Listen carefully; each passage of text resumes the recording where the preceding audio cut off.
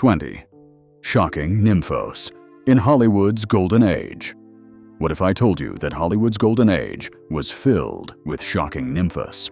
From Rita Hayworth's fiery romances to Errol Flynn's infamous scandals, their real lives burned hotter than the movies. Here are 20 of the most unforgettable ones. Louise Brooks wasn't just ahead of her time. She was decades too wild for the world she was living in. With that sharp black bob and icy beauty, Hollywood tried to market her as this cool, sophisticated screen goddess. But off-camera, Louise was chaos wrapped in silk. She drank like a sailor, cursed like one too, and slept with whoever she pleased. Men, women, didn't matter. Her liaisons with writers, directors, and fellow actors became whispered Hollywood legend. Some even said she had a fling with Greta Garbo herself. And here's the kicker. She didn't care who knew. She wasn't trying to protect some fake wholesome image. Louise lived for gin, sex, and books, not for playing the obedient starlet. By 26, she was done with Hollywood's hypocrisy. She walked away, broke, ostracized, but with her head held high. When others hid their affairs in shame, she laughed in the industry's face. Louise Brooks was branded a nympho back then, but really, she was just unapologetically free. Clara Bow wasn't just an actress. She was Hollywood's first true sex symbol. They called her the It Girl, but her it wasn't just charm or beauty. It was raw, unapologetic sexuality that the cameras couldn't contain. She grew up dirt poor, clawed her way into fame, and then set Hollywood on fire with her energy. But the rumors that followed Clara, they were explosive. Stories swirled of wild studio parties where Clara supposedly had flings with multiple men in a single night. Her secretary, bitter and jealous, leaked files accusing her of drunken orgies, shocking affairs, even trysts with women. The press crucified her, labeling her a disgrace, while men twice as scandalous walked free with applause. But Clara never broke. She wore her reputation like a crown. Hollywood tried to shame her, but Clara Bow was untouchable. She didn't apologize for loving hard, for living fast, for refusing to play the demure little actress. She was the it girl because she had everything: beauty, passion, and the nerve to own it. Gary Cooper was tall, rugged, and impossible to resist. On screen, he played heroes, the strong, silent type. Off-screen, though, Cooper was silent about nothing. He slept with almost every leading lady he worked with, and sometimes with women who weren't even his co-stars. His charm wasn't just his looks. He had that dangerous mix of laid-back cowboy energy and an ego that fed on desire. His affair with Marlene Dietrich became one of Hollywood's worst-kept secrets, all while he was still tangled up with fiery Mexican actress Lupe Velez. Velez wasn't one to stay quiet. When she caught Cooper cheating, she didn't cry. She pulled a gun on him. That's how dramatic things got around Gary. And then there's Tallulah Bankhead, Hollywood's loudest scandal magnet. Even she once admitted, "I only came to Hollywood to have Gary Cooper." That tells you all you need to know. For Cooper, Hollywood wasn't just a career. It was his playground. And every affair, every lover, only built up the legend of the man who could never say no. Marlene Dietrich wasn't just beautiful. She was magnetic. Men wanted her, women wanted her, and she wanted everyone. With her androgynous style, sharp suits, and sultry gaze, Dietrich didn't play by anyone's rules. She seduced both sexes effortlessly, leaving a trail of lovers that spanned continents. Whispers of affairs with Gary Cooper and John Wayne gave the press enough to drool over, but Dietrich wasn't done there. Rumors also tied her to Greta Garbo, Hollywood's other icy queen. That wasn't gossip pulled from thin air either. The two were photographed together, their chemistry undeniable, though both stayed silent publicly. And then there's the diary. Friends who got a peek were stunned. Marlene kept detailed records of her encounters, a shocking list that read like a who's who of Hollywood's elite. She wasn't trying to hide her passion. She documented it like trophies. Dietrich wasn't just a star. She was a predator of passion, a woman who consumed love, lust, and desire like oxygen. And in the repressed world of Golden Age Hollywood, that made her as dangerous as she was iconic. Errol Flynn's whole life read like a headline you could not stop clicking. The man who made sword fights look sexy and swashbuckling look easy carried the same reckless abandon off camera, but with worse consequences. Born in 1909, by the time he hit Hollywood, he'd already got a reputation for breaking rules, expelled from schools for affairs with staff, rumors of trysts with laundresses and governesses, and a swagger that said he lived on the edge by choice. The tabloids loved him for it, fans forgave him for it, and studios, they tried to hide it until they couldn't. The real shocker came in 1942, when Flynn was charged with statutory rape, a trial that could have ended everything. It turned into the courtroom drama Hollywood eats up. Lurid testimony, star witnesses, pageantry, and a jury that eventually acquitted him. Still, the stain hung around. His name had always meant sex and danger. After the trial, it meant something darker. He partied and drank like the world was ending tomorrow, and often acted that way. The man who inspired the saying, "In like Flynn," burned with the kind of appetite that chewed up careers and left wreckage. He crashed spectacularly, heavy drinking, erratic behavior, and health that gave up early. For Errol, every romance was a headline, every lie a new legend, and the golden glow of stardom couldn't hide the hangover. John Barrymore was genius with a glass in his hand and a string of conquests behind him. If the stage had a king, he was the king who threw the crown in the gutter at night. A titan of theater and film, Barrymore dazzled audiences with a voice and a gaze that felt like a spell. Offstage, though, he was less noble and more notorious. 4 marriages that collapsed in ruin, a drinking habit that rewired his life, and affairs that read like a scandal column every week. He didn't hide it. He loved too loudly, laughed too hard, and hurt too many. Women whispered his name with a mix of reverence and regret. Mary Astor, Greta Garbo, names that, when paired with Barrymore, made editors salivate. The man himself once joked he couldn't memorize lines because his nights were too busy. That sentence tells you the whole story. Talent, appetite, and a self-destructive streak that refused to quit. He was brilliant and damaged, a romantic wreck who could still make a room hush when he performed. In the end, Barrymore's legend wasn't just his acting. It was the chaotic, combustible life that came with it. Barrymore belonged to a family dynasty that dripped with theatrical blood. The Barrymores were Hollywood royalty before Hollywood even knew what royalty was. Yet, even among that glittering clan, John stood out for his beauty, his charisma, and his appetite for destruction. He was Shakespeare on stage and a cautionary tale at the bar. Co-stars recalled nights when he arrived at rehearsal still drunk from the night before, only to deliver lines with such brilliance that audiences forgave the chaos. It was maddening, a man who seemed to live 2 lives at once, the artist and the addict. And then there were the women. His reputation for seduction was as famous as his Hamlet. Actresses, socialites, heiresses, Barrymore had them all. He wooed with poetry, with promises, with the dangerous magnetism of a man who looked like he could set your world on fire and then disappear before morning. He was not a safe man, but he was unforgettable. Lovers left him shattered or enchanted, sometimes both. The cycle repeated: passion, betrayal, collapse. Hollywood in the 1920s and 30s thrived on scandal, and Barrymore supplied it like a broken faucet. Studio heads winced at his antics, but they also knew that his name filled theaters. He was box office gold, even when he was drunk on set. Reporters camped outside his homes, eager for the next meltdown, the next conquest, the next public fight. His life became a running serial, equal parts Shakespearean tragedy and soap opera. His downfall wasn't sudden, it was slow erosion.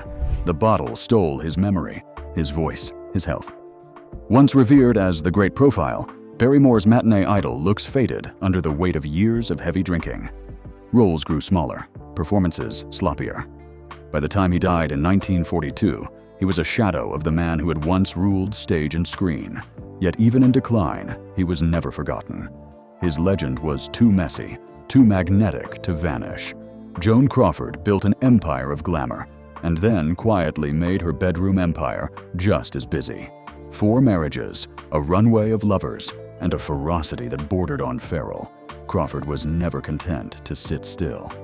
She crafted an image of fierce control in Hollywood's ruthless studio system, but behind that iron jaw was a woman hungry for attention, youth, and escape. Men, women, names whispered in gossip columns. She chased them all with the same relentless hunger. People still argue about the details, who slept with whom, and which whispers were true. But what's undeniable is the pattern. Crawford loved hard and loved often. She dated top stars, tangled with powerful figures, and kept reinvention as her religion. She was rumored to cross conventional lines in an era that punished women for wanting too much. Yet, she remained unapologetic, obsessed with staying young, staying wanted, and keeping the spotlight where she thought it belonged. There's a raw, almost tragic energy to her story. A woman who clawed to the top, then clung to desire like a lifeline.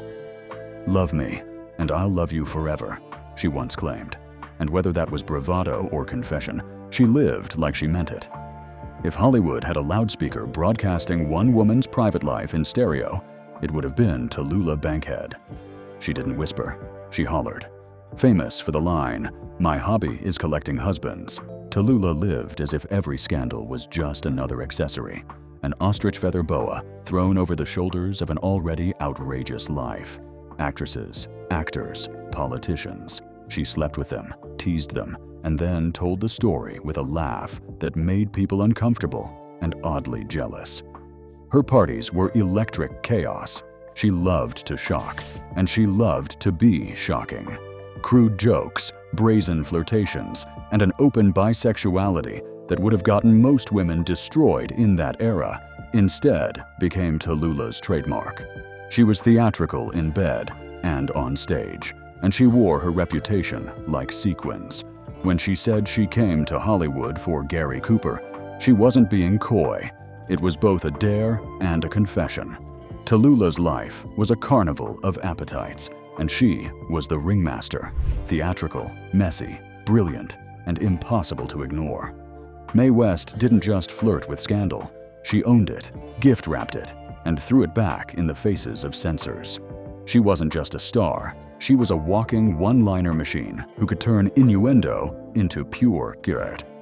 Lines like, "When I'm good, I'm very good, but when I'm bad, I'm better," weren't just jokes. They were her lifestyle manifesto. Behind the cheeky grin and rhinestone gowns, Mae was living every word she quipped. Her mansion was legendary, not for its decor, but for the marathon parties inside. We're talking athletes, gangsters, and baby-faced Hollywood wannabes, all tangled in silk sheets and champagne bubbles. Guests whispered about group performances that would make a modern HBO show look tame. The establishment tried to shut her down. In 1927, she was literally arrested for corrupting public morals after staging a risque Broadway play. And what did Mae do? She laughed, smirked, and declared prison the most fascinating experience of my life. The mugshot looked more like a headshot. Mae West turned handcuffs into accessories. Unlike other stars who played coy, Mae said the quiet part out loud. Sex sells, and she was selling it better than anyone. She didn't just break the rules, she made the rules blush. Charlie Chaplin, the lovable tramp with the bowler hat and the little cane, the man who made the world laugh through the Great Depression. But here's the twist nobody wanted to talk about. Off-screen, Chaplin's love life was darker than his silent film mustache. For all his genius, Chaplin had a weakness, and it wasn't for grown women. His obsession with teenage girls wasn't just a rumor, it was a documented fact. He married multiple 16-year-old brides, creating scandals that even MGM's publicity machines struggled to bury. His second wife, Lita Gray, later described their relationship as a nightmare of manipulation, control, and exploitation. She was barely old enough to drive, yet she was suddenly Mrs. Chaplin. And when that marriage blew up, it wasn't just a divorce. It was one of Hollywood's messiest court battles of the 1920s. Lita accused Chaplin of emotional abuse, infidelity, and worse. Newspapers feasted on every detail, running lurid headlines that threatened to destroy his career. He barely survived the scandal thanks to his global fan base, who simply didn't want to believe their funny little tramp had such ugly appetites. But that wasn't the end of it. Chaplin's name was tied to wild orgies with none other than Fatty Arbuckle, Hollywood's first canceled star. While Arbuckle's career went down in flames, Chaplin somehow skated by, his image carefully shielded by money and lawyers. Casting couch auditions became his dirty signature move. Young starlets dreaming of fame often found themselves in situations far from innocent. Chaplin, the genius clown, was quietly operating as a predator, and the press only scratched the surface. It's easy to laugh at the tramp. It's harder to confront the man behind it. For decades, his fans refused to see the shadows, but history doesn't lie. The king of silent comedy carried some of the darkest secrets of all. If Mae West was all noise, Greta Garbo was silence. And that silence drove people wild. With her smoky eyes and that hypnotic stare, Garbo had an aura of mystery that directors couldn't bottle and audiences couldn't resist. But away from the cameras, she wasn't just mysterious. She was magnetic. Garbo's love life was a riddle that no one could fully solve. Her affairs were as sudden as they were intense. One moment she was hopelessly in love with John Gilbert, her leading man and nearly her husband. They were the talk of the town, the perfect Hollywood couple, until she left him waiting at the altar. Yes, Garbo actually ghosted him on their wedding day, then moved on like nothing happened. And John Gilbert wasn't the only one left in the dust. Garbo burned through a torrid fling with Marlene Dietrich, her rival on screen, but her equal in bed. Theirs was a relationship fueled by fire and fury, rumored to have ended in betrayal so bitter they never spoke again. Yet Garbo's bisexuality was an open secret in Hollywood. She didn't care. She lived on her own terms, cycling through men and women with equal passion, leaving a trail of broken hearts and unanswered phone calls. Her quote to a close friend summed it up best: "I am self-sufficient. I can love many, but I need none." That was Garbo's entire aura: untouchable, elusive, a seductress who never allowed herself to be owned. While Mae West was shouting her sexuality from the rooftops, Garbo whispered hers like a dangerous secret, and the world couldn't get enough.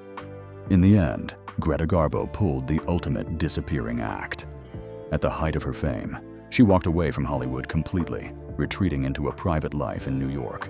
Yet even in her reclusion, the legends of her lovers, her secrets, and her seductive power never faded. She became a myth, a woman both present and absent, desired and unreachable. And maybe that's why her name still carries a kind of spell. Garbo didn't just play the seductress, she became one forever. When you're nicknamed the King of Hollywood, you don't exactly live a quiet life. Clark Gable, with his rugged grin and baritone drawl, wasn't just a star. He was every studio secretary's dream and every husband's worst nightmare. Married 5 times, yes, but faithful? Not for a single day. Gable's conquests ran through Hollywood like wildfire. His most notorious fling was with Loretta Young, which led to a secret pregnancy. MGM moved mountains to cover it up, shipping Loretta away, spinning stories, and burying the truth until it resurfaced decades later. Their daughter, Judy Lewis, grew up not even knowing who her real father was. Then there was Joan Crawford, Gable's longtime lover and sparring partner in passion. Their affair was no secret. It was practically a Hollywood subplot that spanned years. And Crawford wasn't his only female co-star to fall for him. The combination of Gable's charm and MGM's powerful cover-ups turned him into a myth, a living legend who could do no wrong. To the public, he was Rhett Butler in Gone with the Wind. To insiders, he was Rhett Butler times 10, only with the bedroom doors closed. Jean Harlow was lightning in a platinum wig. The original blonde bombshell. She turned men's knees to jelly and made women furious with envy. On screen, she was the sultry goddess. Off-screen, she was just as wild. Harlow's love life was filled with scandal. She had affairs with married men, leaving gossip columnists scrambling to keep up. Her second marriage was a tabloid circus. Paul Byrne, her husband, was found dead under mysterious circumstances, an apparent suicide. But whispers spread like wildfire. Was it really suicide or something darker? MGM spun the tragedy into silence, but the shadow never left her name. Despite the chaos, Harlow kept working, kept dazzling, and kept breaking hearts. She lived fast, loved hard, and burned out at just 26 years old. Her death was as shocking as her life, a cruel end for someone who embodied the wild, untamed spirit of Hollywood's golden age. Jean Harlow wasn't just a star, she was a comet, brief, brilliant, and gone far too soon. Rita Hayworth wasn't just the love goddess, she was the dream pinned to 1,000,000 barracks walls during World War II. Soldiers kissed her posters goodnight, but Rita's real-life romances were way messier than any Hollywood fantasy. She walked down the aisle 5 times, collecting husbands like movie roles. Her lineup? Mickey Rooney, Orson Welles, and then an actual prince, Ali Khan, one of the richest playboys alive. On paper, marrying a prince should have been a fairy tale. In reality, it was cheating scandals, screaming matches, and endless gossip. Hollywood stars, international jet-setters, even royalty. Rita's lovers came from every corner of the world. She was the ultimate mix of glamour and heartbreak. But beneath the diamonds and gowns, she was painfully aware of the illusion. Her most famous sigh says it all.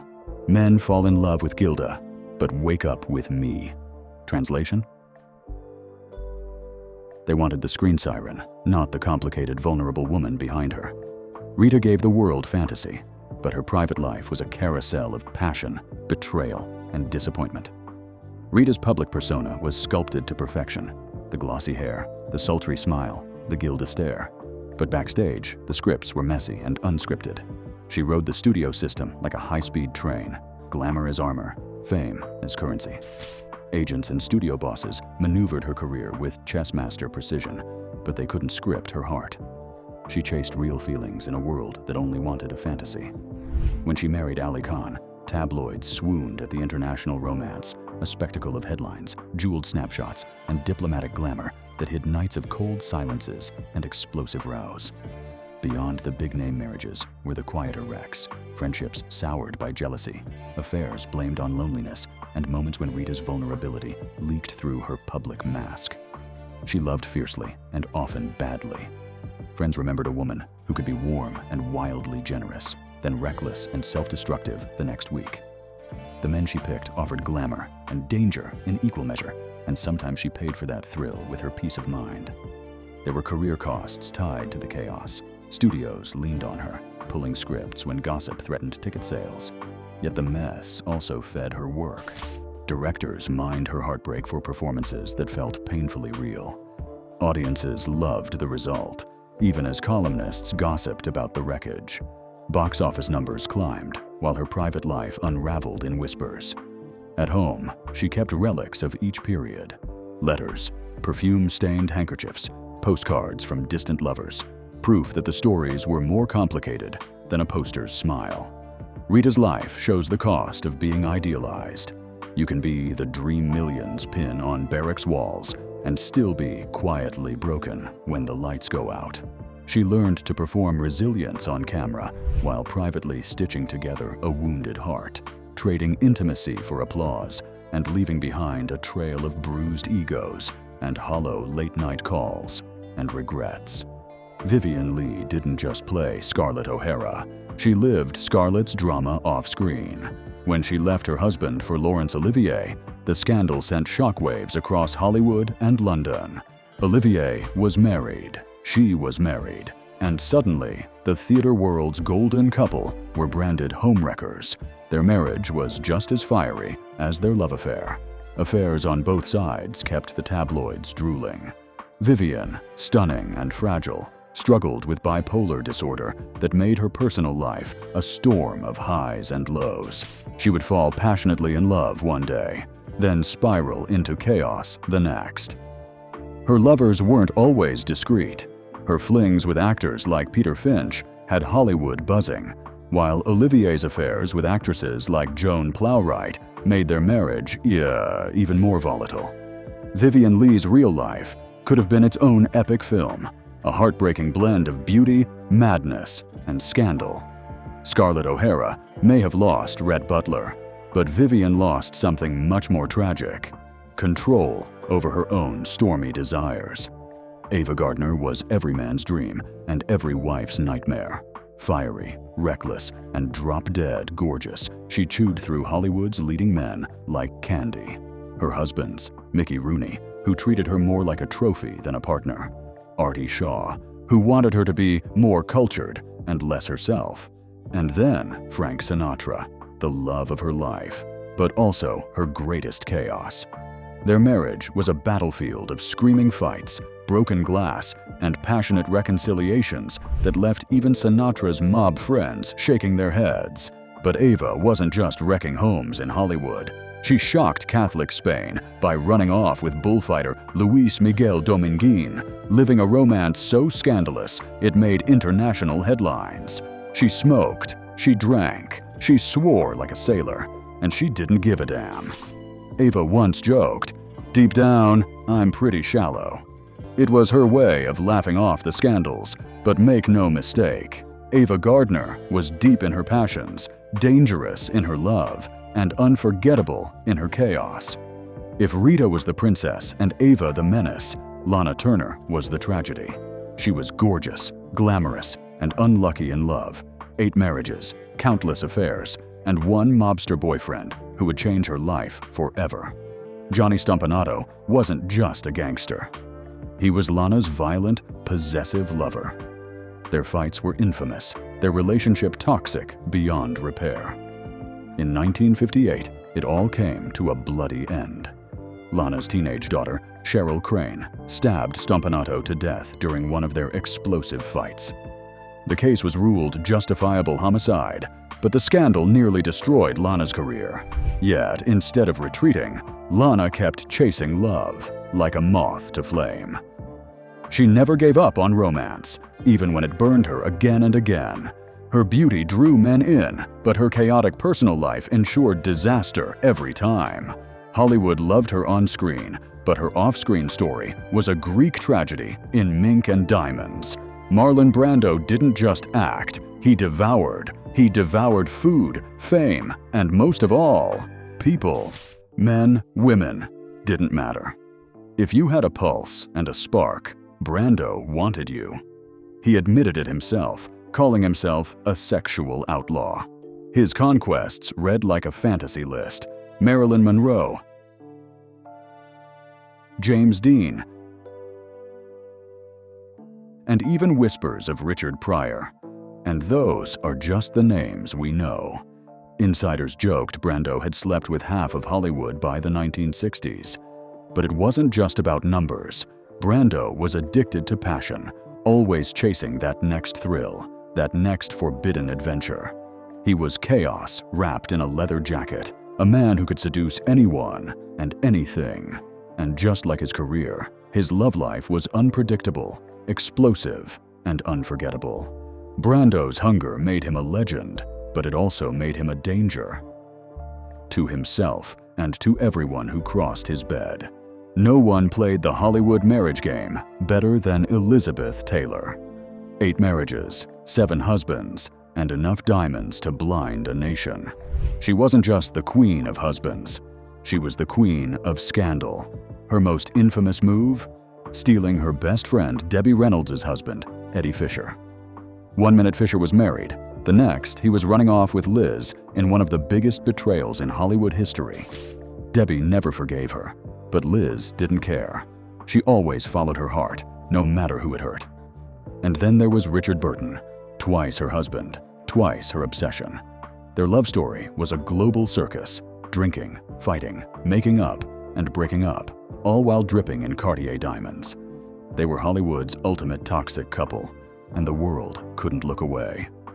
Elizabeth embodied Hollywood excess like no one else. She didn't just collect men. She collected scandals, headlines, and jewels the size of golf balls. Across the Atlantic, Britain had its own scandal queen, Diana Dors. If Marilyn Monroe was America's blonde bombshell, Diana was the UK's scandal in stilettos. She was famous not just for her movies, but for her parties. Wild, drunken, sex-fueled gatherings at her mansion, where hidden cameras supposedly recorded the action. Think of it like a 50s version of reality TV, except instead of contestants, you had top actors, cabinet ministers, and rock stars behaving badly. Everyone wanted an invite. Everyone also prayed the footage would never leak. And oh, did people talk. Rumors swirled that Diana's home movies could have toppled governments. Politicians allegedly caught in compromising positions, musicians indulging in after-hours jam sessions of a very different kind, and actors doing things their studio contracts would never forgive. Diana wasn't just throwing parties. She was running her own underground tabloid empire. Her affairs were so outrageous that even the Archbishop of Canterbury called her a hussy. Imagine being so scandalous that the head of the church decides to pause his sermons about heaven and hell just to call you out by name. But instead of shame, Diana wore it like a crown. She leaned into her scandalous rep, turning it into publicity gold. Every insult became a headline. Every scandal sold more tickets. And Diana wasn't shy about her philosophy. She once quipped that she didn't want to be remembered as a great actress. She wanted to be remembered as a legend. And legend she became. Britain's papers called her the girl who had everything. And they weren't exaggerating. Fame, fortune, lovers, enemies, even her own mythology. Here's the blunt truth. Sex was currency in the golden age. These stars spent it, saved it, lost it, and gambled it away. Studios bankrolled images, gossip mags sold secrets, and fans lapped it up. Behind the gowns and posters were ruined hearts, hush-money deals, courtroom showdowns, and the occasional murder headline. The machine profited off temptation, and these stars paid the bill, sometimes with their careers, sometimes with their sanity. The era produced classics we still worship, but it also left a trail of wreckage. Desire, exploitation, bisexual secrets, orgies, the golden sheen hid rust. So, which story floored you the most? The mobster's murder, Brando's sexual outlaw lifestyle, or maybe Elizabeth Taylor stealing her best friend's husband in broad daylight? Drop your pick in the comments. And remember, Hollywood may change, but scandal never dies.